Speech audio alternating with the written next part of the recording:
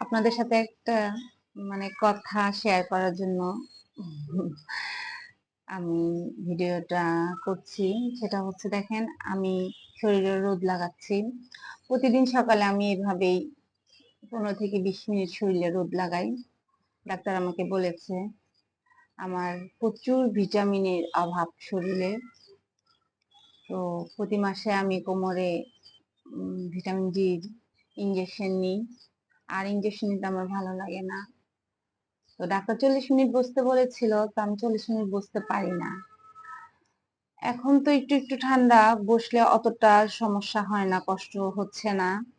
কিন্তু মাঝে কেমন একটা গরম গেল, তখন বসতে আমার অনেক খারাপ লাগতো, এত কষ্ট লাগতো।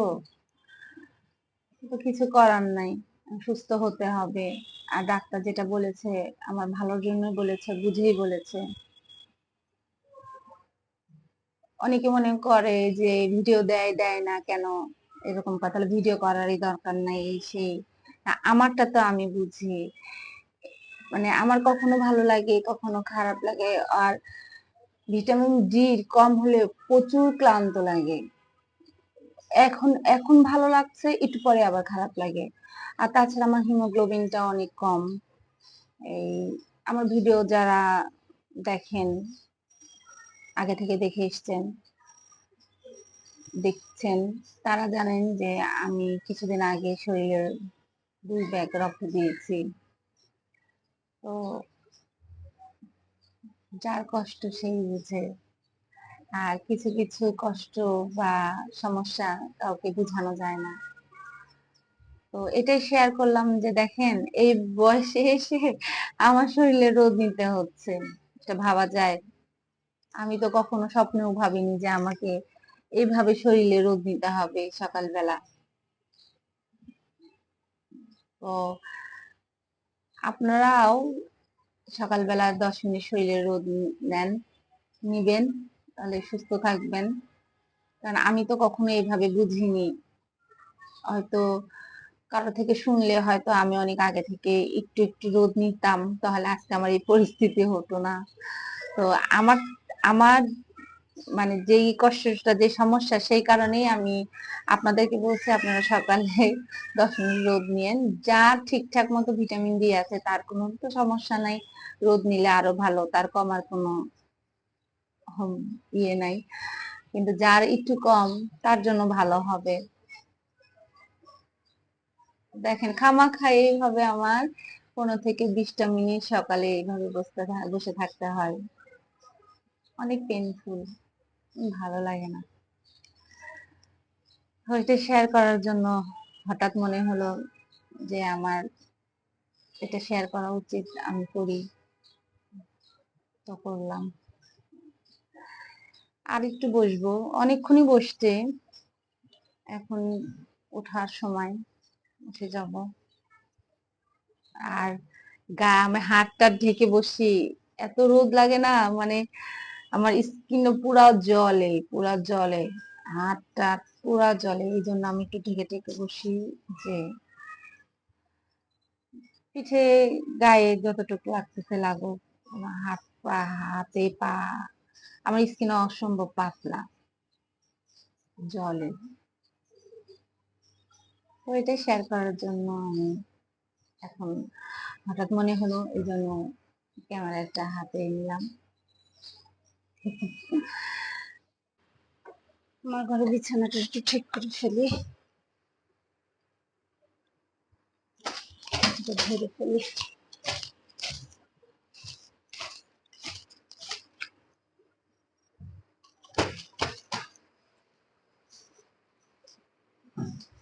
বিছানাটা ঝেড়ে ফেললাম, গুছিয়ে ফেললাম। এখন যাব রান্না করতে। সকাল থেকে এত ব্যস্ত থাকি, নিঃশ্বাস ফেলার সময় পাই না, এমন একটা অবস্থা। গরম আছে কিন্তু আবহাওয়াটা ভালোই। সকালে দেখলাম একটু কুয়াশা কুয়াশা দূরে, একদম কুয়াশা কুয়াশা একটু দূরে, কিন্তু গরম তো যায় না, অনেক গরম। আসসালামু আলাইকুম everyone, welcome back to my channel. আশা করি সবাই ভালো আছেন। আলহামদুলিল্লাহ, আমিও ভালো আছি। তো আমার ব্লগটা আমি এখান থেকেই শুরু করছি। তো সারাদিন আপনারা আমার সাথেই থাকেন। এখন ঘরটা মুছে নিব, সবগুলো ঘর আমি মুছবো, কারণ কাজের বুয়া নেই। কাজের বুয়াটাকে মানে আমি ঘর মুছার কাজের বুয়া আসলে আমি রাখি না নিজে, আমি নিজেই ঘর মুছি, কারণ ওদের মোছা আমার পছন্দ হয় না, সেই কারণে আমি রাখি না। আর আমার কাপড় ধোয়ার যেমন কোনো সমস্যা নেই, ওয়াশিং মেশিন আছে, তো আমি নিজেই নিজের ঘর মুছি।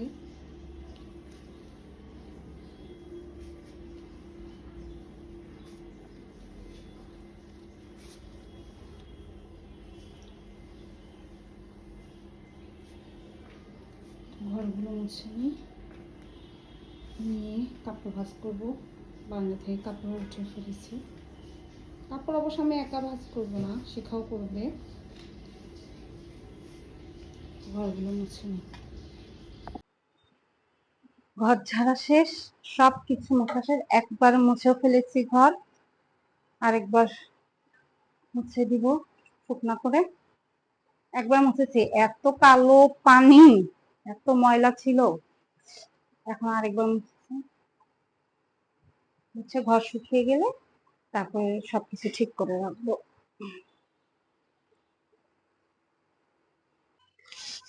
মোটামুটি ভাবে গুছিয়ে ফেললাম, ফ্যান ট্যান সব পরিষ্কার করে ফেলেছি।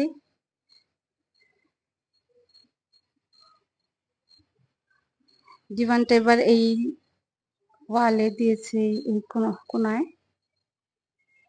আর টুলগুলো এবার এইদিকে দিয়েছি বসার। পুরা ঘর পরিষ্কার। উফ, কি যে কষ্ট, বাবা রে বাবা।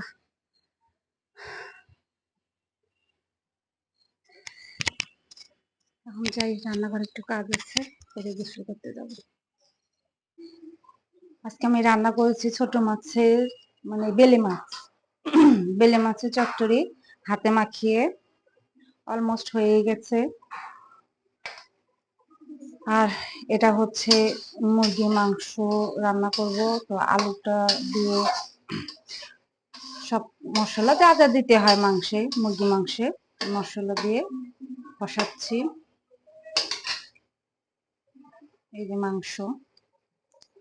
মাংসটা দিয়ে ভালো করে কষাবো আস্তে আস্তে হোক। এটা হয়ে গেছে।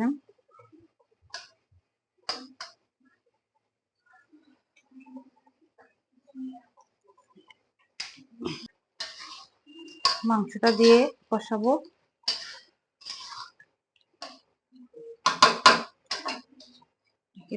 হতে থাকুক। যাবো একটু ড্রয়িং রুমে, ড্রয়িং রুমের অবস্থা দেখাই আপনাদের কি অবস্থা। পরিষ্কার করেছি, ঠিক আছে,